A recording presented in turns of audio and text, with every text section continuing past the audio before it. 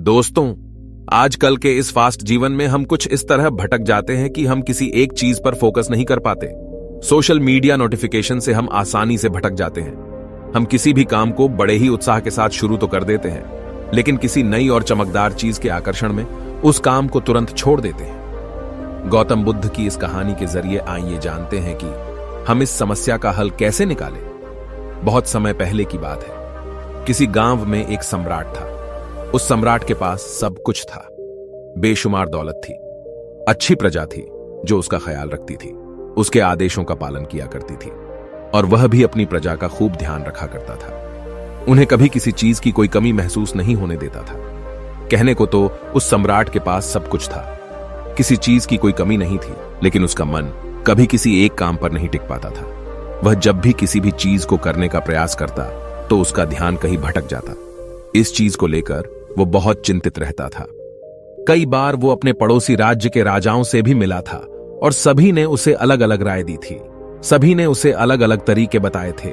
जो भी तरीके उस सम्राट ने सुने थे, उन तरीकों को अपने जीवन में उतारा, लेकिन उन उपायों से उसे कोई लाभ न मिला, जिस कारण वो हमेशा चिंतित रहता, परेशान रहता। कई बार तो रातों को उसे नींद भी नहीं आती और वह केवल करवटें बदलता रहता। एक दिन सम्राट के कानों तक एक बात पहुंची कि उसके राज्य में एक ऐसा असाधारण व्यक्ति है जिसके शब्द अनमोल हैं, जिसके एक एक शब्द में जीवन का रहस्य छुपा है, जीवन का सत्य छुपा है। और उस व्यक्ति से मिलने के लिए लोग दूर दूर से आते हैं, क्योंकि हर व्यक्ति की समस्या का समाधान वह बड़ी ही सरलता और आसानी से करता है। यह बात सुनकर सम्राट बहुत प्रसन्न हुआ। उसे लगा कि अब उसके सवालों का जवाब उसे मिल जाएगा। इतनी तारीफ सुनकर सम्राट ने यह तय किया कि वह तुरंत ही जाकर उस व्यक्ति से मिलेंगे और उसे यह भी पता चल जाएगा कि जो लोग उनकी इतनी तारीफ कर रहे हैं, क्या वह सच है या नहीं। अगले दिन सुबह सुबह वह सम्राट उस व्यक्ति से मिलने के लिए निकल पड़ा। रास्ता थोड़ा सा लंबा था, जिस कारण सम्राट ने बीच रास्ते में थोड़ा सा आराम किया। वहां पर उपस्थित हर कोई उस व्यक्ति के बारे में जानता था। जब सम्राट ने उनसे उस व्यक्ति के बारे में पूछा तो वे लोग उस असाधारण व्यक्ति की खूब तारीफ कर रहे थे। तभी सम्राट ने सोचा कि लगता है यह व्यक्ति बहुत बुद्धिमान है, बहुत पढ़ा लिखा होगा और प्रभावशाली व्यक्ति होगा, अन्यथा हर कोई उसकी इतनी तारीफ नहीं करता। जरूर ही उस व्यक्ति में ऐसी कोई बात अवश्य है जिसके कारण हर कोई उन्हें जानता है और उनकी तारीफ कर रहा है। उस व्यक्ति की तारीफ सुनकर सम्राट के मन में उस व्यक्ति से मिलने की उत्सुकता और बढ़ गई। अब वह सम्राट जल्द से जल्द उस व्यक्ति से मिलना चाहता था, जिस कारण वह आगे का सफर तय करना शुरू कर देता है। जैसे तैसे वह सम्राट उस व्यक्ति के आश्रम पहुंचा, पर आश्रम में उसे कोई नजर नहीं आया। आश्रम के पीछे एक छोटा सा बगीचा था। जब सम्राट वहां पहुंचा तो उसने देखा कि एक माली बगीचे में काम कर रहा था। उसका पूरा शरीर मिट्टी से लथपथ था, पैरों में कोई चप्पल नहीं थी। इसको देखकर सम्राट ने माली से कहा, सुनिए महोदय, इस आश्रम के मालिक कहां हैं? मैं उनसे मिलने आया हूं। इस पर वह माली जवाब देते हुए कहता है, श्रीमान, आप अंदर बैठिए, मैं उन्हें बुलाता हूं, वह जल्द ही आपसे मिलेंगे। माली की यह बात सुनकर सम्राट अंदर कुटिया में जाकर बैठ गया और उस असाधारण व्यक्ति के आने का इंतजार करने लगा। कुछ देर प्रतीक्षा करने के बाद जब असाधारण व्यक्ति उस सम्राट के सामने पहुंचा, उसने देखा कि यह तो वही व्यक्ति है जो बगीचे में काम कर रहा था। सम्राट ने उन्हें नमस्कार किया और बड़ी हैरानी से कहा, अरे, आप तो वही माली हैं जो बाहर बगीचे में काम कर रहे थे। लेकिन अब की बार तो माली एक बौद्ध भिक्षु के रूप में खड़ा था। तभी बौद्ध भिक्षु उस सम्राट से कहते हैं, सम्राट, मेरा मजाक माफ कीजिए। मैं बगीचे में छोटा सा काम कर रहा था। मैं ही यहां का माली हूं और मैं ही वह असाधारण व्यक्ति हूं जिससे आप यहां इतनी दूर मिलने आए हैं। कृपया करके अपने आने का कारण बताएं। इस पर सम्राट उन बौद्ध भिक्षुओं से कहता है, हे महाराज, मैंने सुना है कि आप जैसा व्यक्ति इस पूरे राज्य में नहीं है। मैंने आपकी तारीफें सुनी है। मैंने आपके बारे में कई सारी अच्छी बातें सुनी हैं। मैंने यह भी सुना है कि आपके पास जो भी अपनी समस्या लेकर आता है, उसकी समस्या का समाधान आप अवश्य करते हैं। इसी कारणवश मैं आज आपसे यहां पर मिलने आया हूं और मैं आपसे उपदेश सुनना चाहता हूं, लेकिन मेरे मन में एक शंका है। इस पर बौद्ध भिक्षु सम्राट से कहते हैं, कैसी शंका? इस पर सम्राट कहता है, मैंने बड़े बड़े विद्वानों को देखा है, बड़े बड़े ज्ञानियों को देखा है। वे जब भी चलते हैं तो उनके पास तरह तरह की ज्ञान की किताबें होती हैं। उनके पास ऐसा कोई न कोई संकेत जरूर नजर आता है जिससे यह पता चल सकता है कि वे लोग ज्ञानी हैं। लेकिन आपके पास तो न कोई ज्ञान की किताबें हैं और न ही कोई ऐसी कला के संकेत आप में नजर आ रहे हैं, लेकिन उसके बावजूद आप बहुत शांत नजर आ रहे हैं। क्या आप मुझे इसका रहस्य बता सकते हैं? इस पर बौद्ध भिक्षु मुस्कुराने लगे और सम्राट से कहते हैं, मेरा ज्ञान तो इस संस्कार में प्रकृति के रूप में हर जगह है। मैं अपना ज्ञान जीवन की सरल और साधारण वस्तुओं से ही लेता हूं। पर महाराज, आप यहां किस समस्या को लेकर परेशान हैं? कृपया आप मुझे आपके यहां आने का कारण समझाएं। इस पर सम्राट कहते हैं, हे गुरुवर, मेरे यहां आने का कारण यह है कि मैं किसी भी काम को लेकर लंबे समय तक उसी कार्य पर अपना ध्यान नहीं लगा पाता। मैं कुछ ही देर में उस कार्य से भटक जाता हूं। कृपया कर मुझे अपने इस समस्या का समाधान बताएं। मैं इस बात से काफी चिंतित हूं। बौद्ध भिक्षु ने सम्राट की चिंता को समझकर कहा, महाराज, आपकी समस्या मुझे समझ आ गई है। आप जिस कार्य पर ध्यान नहीं लगा पा रहे हैं उसके लिए मैं आपको एक उपाय बता सकता हूं, लेकिन आज आपको थोड़ी देर हो चुकी है। आप मुझे कल सुबह मिलिएगा। कल सुबह का समय ठीक रहेगा। कल सुबह जब आप मुझसे मिलेंगे तो मैं आपके सभी सवालों का जवाब आपको दे दूंगा। यह कहकर बौद्ध भिक्षु वापस अपने बगीचे में लौट गए और वह सम्राट भी वापस अपने महल लौट गया। लेकिन सम्राट को रात भर नींद नहीं आई। वह बस यही सोच में लगा था कि आखिर बौद्ध भिक्षु मुझे क्या बताने वाले हैं। वह तो मुझे एक साधारण से माली नजर आ रहे हैं, लेकिन जिस तरह से उनका मन शांत था, जिस तरह से वह शांत नजर आ रहे थे, यह बहुत आश्चर्य करने वाली बात है। रात भर सम्राट इन्हीं ख्यालों में खोया रहा। अगले दिन सुबह सूरज निकलने से ठीक पहले सम्राट उस आश्रम पर वापस पहुंचा। वहां पर बौद्ध भिक्षु पहले से ही उपस्थित थे। जैसे ही सम्राट वहां पहुंचा, उन बौद्ध भिक्षु ने एक पानी का छोटा सा जग उस सम्राट के हाथ में थमाते हुए कहते हैं, इसे लीजिए और पौधों पर धीरे धीरे पानी डालिए। और ऐसा करते करते यह आपके सामने पूरे 15 पौधे हैं। इन सभी पर आपको इसी प्रकार पानी डालते चले जाना है। लेकिन जब आप इस क्रिया को कर रहे होंगे तो उस वक्त मेरी एक बात का अवश्य ध्यान रखिएगा कि आपको इस दौरान कुछ और नहीं करना है, ना कुछ सोचना है और ना ही कहीं आपका ध्यान भटकना चाहिए। आप जब इन पौधों को पानी दे रहे होंगे तो आपका पूरा ध्यान केवल इन पौधों पर ही होना चाहिए। यदि इस बीच आपके मन में कोई विचार आए तो वहीं पर रुक जाइएगा और फिर दोबारा से पहले पौधे से पानी डालना शुरू कीजिएगा। और जब आप मेरी बात मानकर ठीक इसी प्रकार इन सभी 15 पौधों को पानी दे देंगे, तब आप मेरे पास आइएगा और मैं आपके सभी सवालों का जवाब आपको दे दूंगा। उस सम्राट ने आज तक ऐसा कोई काम नहीं किया था और सम्राट को यह काम बहुत छोटा सा लग रहा था। सम्राट पहली बार ऐसा कोई काम करने जा रहा था। उस पानी के जग से पहले पौधे पर बड़ी ध्यानपूर्वक पानी दिया और फिर दूसरे पौधे की ओर आगे बढ़ा। दूसरे पौधे पर भी उसने बड़े ध्यानपूर्वक पानी दिया।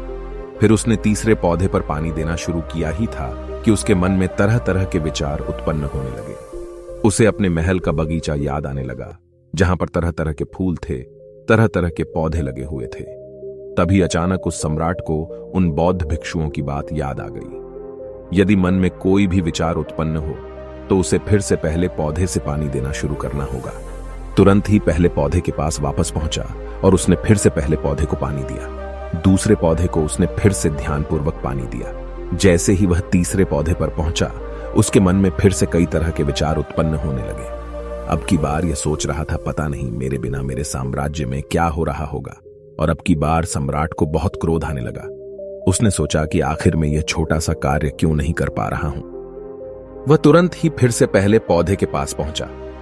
उसने अब की बार बड़ी ध्यानपूर्वक पहले पौधे को पानी दिया, दूसरे पौधे को भी बड़े ध्यानपूर्वक पानी दिया। ऐसे करते करते अब की बार सम्राट करीबन 5 पौधों में बहुत ही ध्यानपूर्वक पानी दे चुका था। लेकिन अब की बार जैसे ही उसने छठे पौधे पर पानी देना शुरू किया, उस पानी को देखकर सम्राट के मन में नदी के विचार उत्पन्न होने लगे और सम्राट अब बहुत परेशान हो चुका था। जितनी बार वह पौधों को पानी देने का प्रयास करता, हर बार वह असफल हो जाता। उसका मन उतना ही ज्यादा व्याकुल होता जाता और वह खुद पर क्रोधित हो जाता। सम्राट यह बात बहुत अच्छी तरह से जानता था कि वह भिक्षु उसकी परीक्षा ले रहे हैं। वह बहुत बुद्धिमान था, इस कारण उसने उन बौद्ध भिक्षुओं के सभी नियमों का पालन करना जरूरी समझा। सम्राट जितनी बार भी कोशिश करता, हर बार वह असफल हो जाता। उसका मन उतना ही ज्यादा व्याकुल होता जाता, हमेशा खुद को किसी न किसी विचार में उलझा हुआ पाता। ऐसे ही करते करते सुबह से शाम का वक्त हो चुका था, लेकिन अब तक वह सम्राट पूरे 15 पौधों में पानी नहीं दे पाया था। जब बौद्ध भिक्षु लौटकर शाम को वापस आश्रम लौटे तो उन्होंने देखा कि वह सम्राट थक हार कर बैठा हुआ है और तरह तरह की बातों में उलझा हुआ है। तभी बौद्ध भिक्षु सम्राट के पास पहुंचे और कहने लगे, हे सम्राट, मैं तुम्हारी ईमानदारी से बहुत खुश हूं। तुमने अपने कार्य को पूरे मन और लगन के साथ करने का पूरा प्रयास किया, इसलिए जो बात मैं तुम्हें बताने जा रहा हूं उसे बड़ी ही ध्यानपूर्वक सुनना और समझने का प्रयास करना। जब हमारा मन विचारों से खाली हो जाता है तब उसमें मन का असली स्वरूप नजर आता है। तब साधारण से साधारण सा काम भी हमें ज्ञान और शांति देता है। इस पर सम्राट उन बौद्ध भिक्षुओं से कहता है, हे महाराज, पर यह कैसे संभव है? मैं तो जब भी कोई कार्य करता हूं तो मन में कई तरह के विचार उत्पन्न होते हैं और मैं उन विचारों में फंस कर रह जाता हूं और वहां से बाहर निकलने का कोई रास्ता मुझे नजर नहीं आता। तभी बौद्ध भिक्षु मुस्कुराने लगे और सम्राट से कहते हैं, हे सम्राट, तुम पौधों में पानी नहीं डाल रहे थे, तुम तो जल्दी जल्दी अपने इस कार्य को बस खत्म करना चाहते थे। तुम्हारे मन में तो यह विचार उत्पन्न हो रहा था कि तुम जल्दी से जल्दी इन 15 पौधों में पानी दे दो और उसके बाद तुम मुझसे मिल सको, मुझसे अपने प्रश्नों का उत्तर जान सको। किसी कारणवश यह कार्य तुम्हें बोझ सा प्रतीत हो रहा था, मानो मैंने तुम्हारे कंधों पर एक बड़ा बोझ रख दिया हो, और यही कारण है कि तुम अपने आप को इस पल में रोक नहीं पाए। जब हमारे सामने पड़ा हुआ कार्य बोझ लगता है तो हम उसे बस जैसे तैसे खत्म करना चाहते हैं और उस काम को करते समय हम अपना पूरा ध्यान उस कार्य पर नहीं दे पाते। किंतु अगर तुम इस पल की महत्व को समझ पाते, इसके महत्व को महत्व दे पाते और केवल पौधों और पानी पर ध्यान देते तो तुम्हें कोई भी विचार परेशान नहीं कर पाते। इस पर सम्राट कहता है, हे महाराज, मुझे आपकी यह बात समझ में आ रही है कि मैं जल्दी जल्दी इस कार्य को खत्म करके आपसे मिलना चाहता था, जिस कारण मेरा मन इस कार्य में पूरी तरह से नहीं लग सका। लेकिन यह एक पल है जो हम जी रहे हैं, उस पल में रहना बहुत कठिन है। क्या मुझे इसके लिए कोई तपस्या या तप करना पड़ेगा? इस पर बौद्ध भिक्षु एक बार फिर मुस्कुराने लगे और सम्राट से कहते हैं, जिस शांत मन की तलाश तुम कर रहे हो वह शांत मन तो पहले से ही मौजूद है, वह तो पहले से ही तुम्हारे भीतर है। इसके लिए तुम्हें कहीं भी जाने की कोई आवश्यकता नहीं है और न ही तुम्हें कहीं शांत जगह जाने की आवश्यकता है। इसके लिए कुछ जरूरी है तो वह है अपनी सांसों पर ध्यान देना। इसलिए अपनी सांसों पर ध्यान देना सीखो। हम किस तरह से सांसें ले रहे हैं और किस तरह से छोड़ रहे हैं, इस बात को देखने और समझने का प्रयास करो। तब तुम्हें यह समझ में आ जाएगा कि तुम्हारा शांत मन तो तुम्हारी सांसों के साथ ही बना हुआ है। उसके बाद तुम चाहो तो कोई भी कार्य करते वक्त भी अपनी सांसों पर ध्यान दे सकते हो। जब तुम कहीं चल रहे हो, कहीं दौड़ रहे हो, कोई ऐसा कार्य कर रहे हो तो तुम्हें अपनी सांसों पर ध्यान देना चाहिए, या कोई भी ऐसी क्रिया जो तुम्हें वर्तमान से जोड़े रखे। इसका एक और तरीका है, 2-4 मिनट अपने आसपास के प्रकृति पर गौर करो। देखो कि क्या चल रहा है तुम्हारे आसपास। इससे तुम वर्तमान में आ जाओगे। फिर तुम अपने कार्य को जल्दी जल्दी बस यूं ही खत्म नहीं करके उसे पूरे मन से करने का प्रयास करो, जिससे तुम्हारा मन एकाग्र होगा। और जब तुम्हारा मन एकाग्र होगा तो तुम चाहे कोई भी कार्य क्यों ना करो, फिर चाहे वह छोटा हो या बड़ा, तुम्हारा मन उसमें पूरी तरह से विलीन हो जाएगा और वह कार्य ही तुम्हें शांति और ज्ञान भी प्रदान करेगा। ऐसे समय पर हमारे मन में किसी प्रकार के कोई विचार उत्पन्न नहीं हो पाते, और जब हम ऐसा करते हैं तो कर्ता और कर्म एक हो जाते हैं और हमारे भीतर की जो शांति है वह प्रकट होने लगती है। हम उसमें मग्न हो जाते हैं। इसे तुम चाहे तो आनंद कह सकते हो या फिर वर्तमान में जीना कह सकते हो, और यह अवस्था बड़ी सरलता से प्राप्त भी कर सकते हो। बस तुम्हें केवल अभ्यास करना होगा।